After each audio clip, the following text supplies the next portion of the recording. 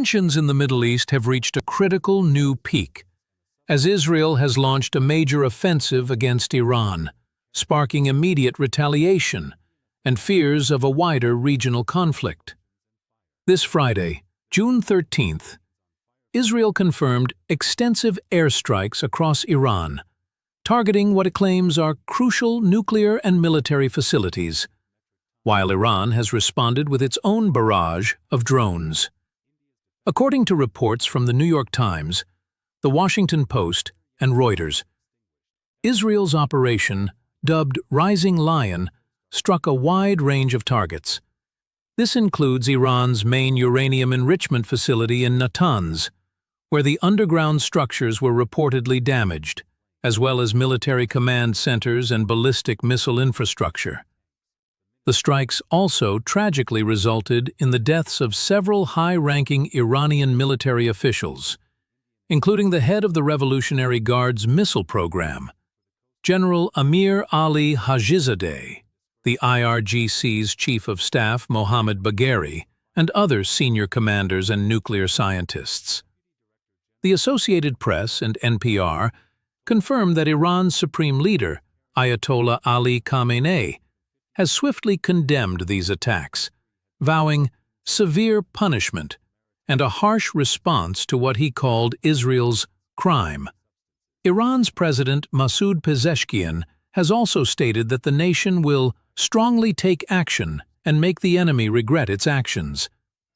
Immediately following the Israeli strikes, Iran launched over 100 drones towards Israel, though Israeli defense forces reported intercepting many of them outside Israeli airspace. The Wall Street Journal highlights the significant economic impact, with oil prices surging and global markets experiencing a downturn in response to the escalating tensions.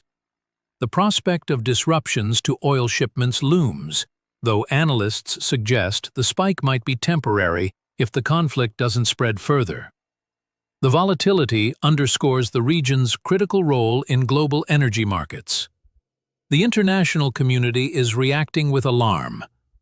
PBS NewsHour reports that Israel has temporarily closed its diplomatic missions worldwide, advising citizens abroad to exercise extreme caution. CBS News notes that the U.S. Embassy in Israel has ordered non-essential American personnel to evacuate, reflecting concerns for regional stability. Adding a powerful voice to the unfolding crisis, U.S. President Donald Trump has issued strong warnings to Iran. Speaking on his Truth Social platform and to outlets like ABC News and Fox News, Trump stated that Israel's strikes were excellent and hinted at more to come. He explicitly warned Iran to make a deal before there is nothing left, saying there has already been great death and destruction and that future attacks could be even more brutal. Trump revealed he had given Iran chance after chance to make a deal over its nuclear program, and that Iranian hardliners who resisted these overtures are all dead now. While the U.S. government has stated it was not directly involved in the strikes, Trump admitted to having prior knowledge of the Israeli operation. He reiterated that Iran cannot have a nuclear bomb and urged them to just do it before it is too late, referencing ongoing nuclear talks in Oman, which are now under immense strain. How confident are you, sir, that conflict with Iran can be avoided? Well, I'd love to avoid the conflict. Iran's going to have to negotiate a little bit tougher, meaning they're going to have to give us some things that they're not willing to give us right now. Not complicated. Iran cannot have a nuclear weapon. Other than that, I want them to be successful. I want them to be tremendous. We'll help them be successful. Mr. President, how imminent is an Israeli strike on Iran? Well, I don't want to say imminent, but it looks like it's something that could very well happen. In 4 weeks, it was told to be 5 years. It was going to take 5 years, anywhere from 4 to 5 years. We did it in 4 weeks.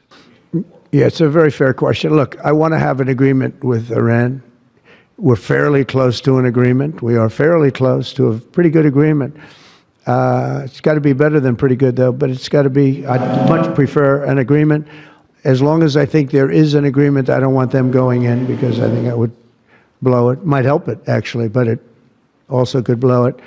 But we've had very good discussions with Iran. Whether or not we get there, I can't tell you, but it'll happen soon. I say this, Peter, very strongly. They can't have, whether it's going in or not going in, they can't have a nuclear weapon. I'd prefer the more friendly path.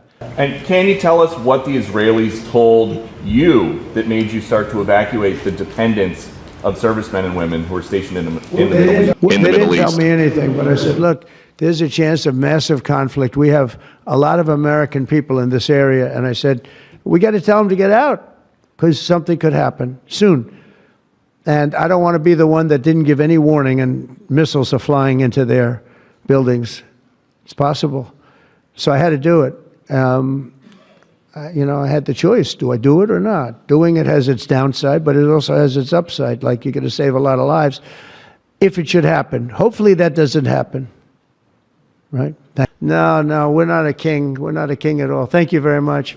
The strikes come just days after the International Atomic Energy Agency, IAEA, censured Iran for non-compliance with nuclear non-proliferation agreements, as reported by NPR and PBS NewsHour.